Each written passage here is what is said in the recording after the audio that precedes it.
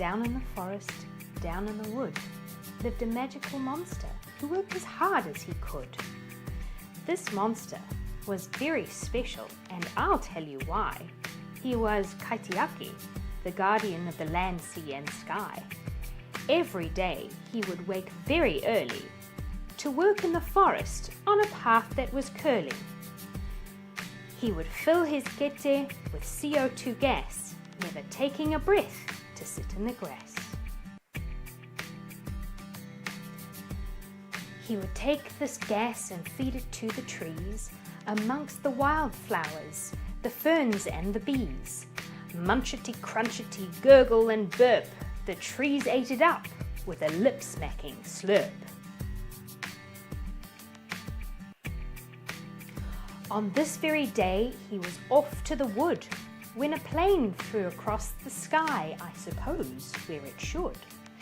It farted 10 million gajillion CO2s as it ambled along at its hyperspeed cruise. Kaitiaki monster worked as quickly to try and pick up all the CO2s that fell from the sky. It was very warm work amongst all the gas as the earth warmed up under the CO2 mass. He went to bed ever so late, exhausted from this troublesome fate.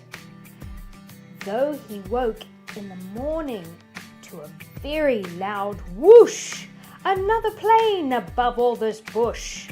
"Oh no," said Kaitiaki monster, "whatever shall I do? I think I'm in trouble. Is there someone who can help too?" The trees moaned and groaned, and before he could blink there was a helper monster, though he smelled kinda stink.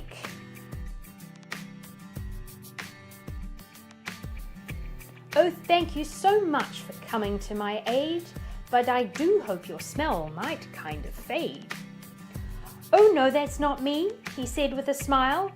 "It's the lambs in the paddock. They smell kind of vile." "Would you mind staying here while I check this out?" "No problem, my friend. Here's a peg for your snout." So Kaitiaki walked all the way out to the field, and when he saw it, he literally squealed.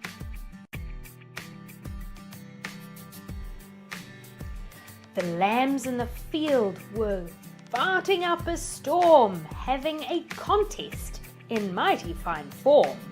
Their farts were making clouds of methane gas, and floating CH4s were starting to amass. Oh no, this certainly won't do. I feel we really are in the poo. It takes 12 years for their farts to break down into CO2 gas and fall to the ground.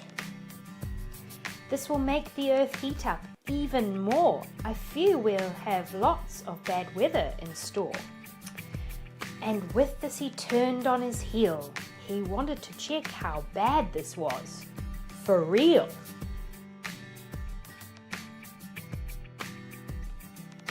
He went to the ocean, down to the sea, popped his head in the water. How could that be?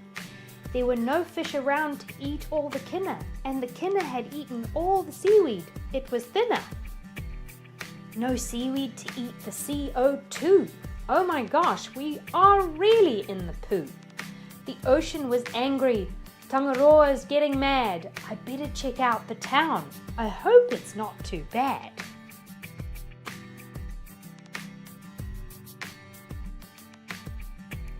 Over the ridge and up the hill Kaitiaki ran. What he saw was the disappointment of man. Landfill and cars pumping CO2 gas built up higher and higher, a whopping great mass.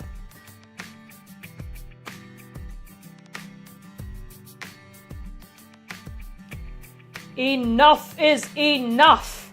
And he brought out his stick. He cracked it down with a flickety-flick.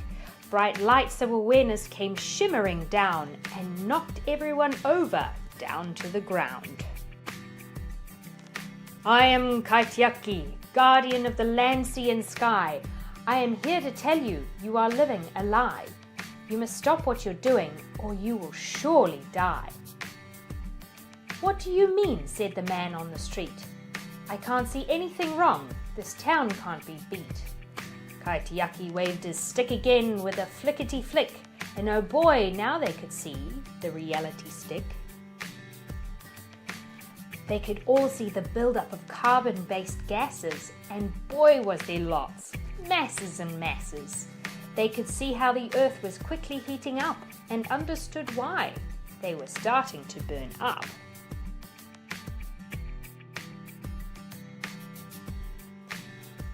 Oh dear, they said, how can we make this better?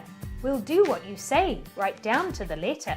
So Kaitiaki and the humans got to work, everyone in town from the mayor to the clerk. They planted veggie gardens and traded food. To use plastic at all was now considered rude. They invested heavily in electric cars.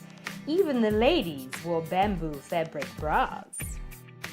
We'll take the carbon calculator test to see if we can really be the best.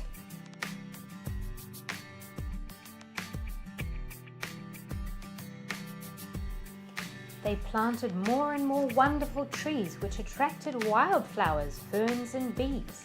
They put up solar panels and used the sun to make their own energy. Oh, what fun! Instead of flying those awful planes, they holidayed by sailboat and enjoyed just the same. They commuted by boat, no longer used diesel. They used wind power or solar, so much more feasible.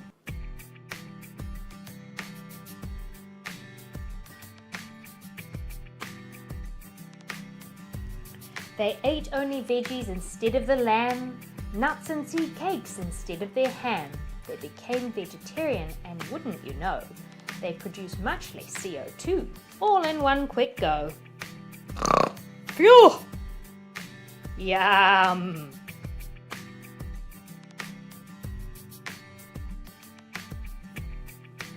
They found a way to be much smarter and farmed a seaweed called Ariscopagus armata. It droppity, ploppity, munchity, crunched big chunks of CO2, a whole big bunch. And when all this wonderful work was done, not only had they all learned and had fun, they once again took the carbon test and oh my goodness, the town was the best. Phew, close call. Brought to you by the Carbon Neutral New Zealand Trust. Let's be carbon neutral, Kerry Kerry.